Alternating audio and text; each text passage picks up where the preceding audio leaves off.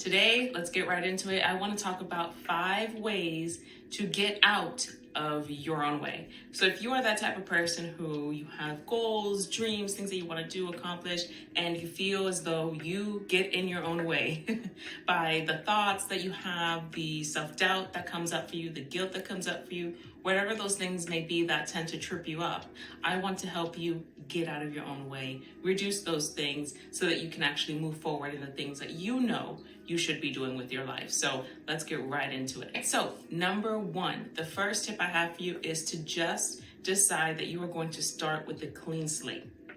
I do not care how many times you've tried to do this thing, achieve this dream. You fill in the blanks here, right? I want you to start with a clean slate. Having a clean slate means that you're saying, you know what? It doesn't matter how many times I failed at this, how many times I've started and then stopped. I know that I need to give myself this opportunity and the forgiveness to say, you know what? I can start. I can continue. It's okay. Every day is literally a brand new page in a book. Every day you get a fresh start to decide how you're going to live this day. Are you going to live it to achieve your goals? Are you going to live it to not achieve your goals? Or are you going to give yourself the chance and say, you know what? Yesterday, the last few months, the last few years have been not my best, but today is a new day. And so I want you to decide that you're going to start with a clean slate. What does that look like? Forgiving yourself for the past. It means saying, you know what, I'm going to start anew. I'm going to start fresh. Sometimes when we start something new, we look at all the ways in which we can fail, we predict that, or we go to the past and say, see, these are all the reasons why it's not going to work for me. And I don't want you to do that. That's what starting with a clean slate means. Let's go to tip number 2. And tip number 2 is hard, but definitely doable. It's working on breaking old, bad habits that are keeping you stuck. So I want you to start to think about those bad habits that you have that continuously push you back, keep you from going somewhere, keep you lost in the thought of self-doubt, self-pity even sometimes. Sometimes we can get on that pity train and say, woe is me, I just don't have this, I don't have the right this, I don't have enough that. If there is something in your life, in your mind, in your heart, in your soul, in your spirit, that you're like, this is what I'm meant to do, or this is exactly what I know that I need to do, or this is where I'm being called, whatever the case is, there's a reason why you have it there. It doesn't come out of nowhere. There's a reason. And if it continues to bother you, it's like, okay, what is the reason that this continues to come up? If you keep turning around and ending up seeing the same thing and you're like, I know I'm supposed to do this, but there's a reason it's there. I want you to think about the habits that you have that we're going to term as bad, right? But those habits that you have that are so easy to do, that is difficult to get out of, but that you know ultimately hold you back. What are those things? I want you to jot it down wherever you are, either on your phone, on your notepad, or if you have a pen and paper. That is amazing. Write it down. What are those bad habits? Just 5. From those 5, I want you to actually pick one. Just one. You know how we do it here, and if you don't, I'm going to explain to you. We do things small and as least complicated as possible, because when you know that you can actually see your progress by just doing one small thing, you're like, I can do this. You get that confidence, even if you don't recognize it, to say, okay, well, let me continue to move forward in this. And those little steps actually create huge change over time. What are your strengths? What are you good at? What comes naturally to you that you're like, oh, this is easy, but probably doesn't come naturally to other people. And you're like, oh, why isn't that as easy for you? I don't even have to really think about it. That is your strength. Good. What are they? I want you to also write those down. Your strengths are there for a reason. There are things that you're naturally good at. There are things that you quite enjoy. There are things that don't take much effort. Celebrating your strengths is okay. You were given those strengths for a reason, and you don't know how your strengths and your gifts can impact somebody else. See, our gifts are not for us. We think they are. They're not. They're for other people. And we don't always get the opportunity to know who they're for or how they will impact them. But if you don't acknowledge them and use them to help others, then you just never will. And what's the point of having those strengths? So acknowledge them, write them down, walk in those strengths. Remember those strengths, because then the next part, 4, is recognizing and understanding your weaknesses. Now, some people struggle with this concept, and it's recognizing your weaknesses. It is important to have strengths and weaknesses, because if you have weaknesses, you remember you're not better than anybody else. But also, some people, what they do is they take their weaknesses and they run with that.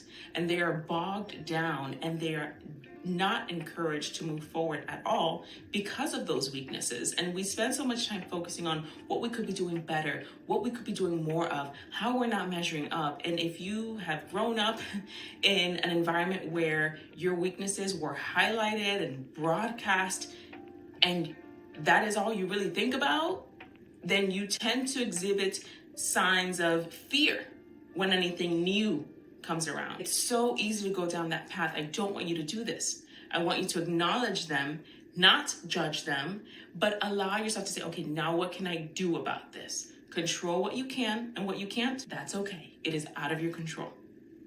When you can acknowledge your weak areas or your growth areas, you can do a few things. And here are some of the things that you can do. Number 1, you can delegate. If you're not good at something, but you need that to develop an ultimate goal, you input somebody in, tag team somebody else in. Who can do it better, quicker than I can, so that I can achieve that goal?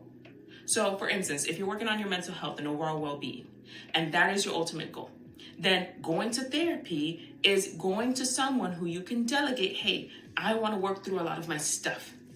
And I know that I cannot do that alone. I need support. I'm going to tag team you in as my therapist to get that support. And by the way, if you guys don't have a therapist and you're not in the state of Florida, you can go to therapistsearchmadesimple.com. It's US based. You can find a therapist near you. However, back to the point, delegating, tag teaming somebody in to help you in those areas. Another way that you can delegate somebody is by actually reading books and educating yourself on the areas that you are not well versed in, but that are going to help you in the overall goals. So there's always a way to achieve what you want to achieve. Now, there may be some growth areas that you're like, this, I'm gonna have to table you. Like, you're just gonna have to be there, right? For now, and I'm gonna have to do things afraid. I'm gonna have to do things without this thing. Whatever the case is for you, I want you to fill in the blanks here, right? That's why I'm speaking like this. I'm not actually trying to put words in your mouth.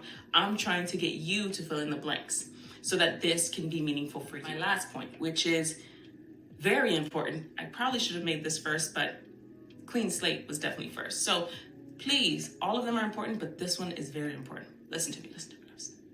Okay, we listening? Okay, good. Do not let other people's success deter you from your own journey. What I'm saying is, it's easy to look to the left, this is my left, just so you know, or to the right and say, wow, they're just so much better. They're so much more advanced. They just look better. They speak better. They're so eloquent with the things that they do. And it's so easy to do that.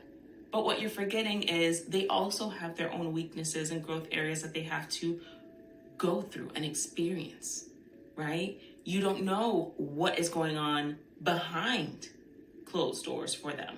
You don't know what they had to do to get to where they are. So in that same token, we cannot judge them based on where we are and where we want to be.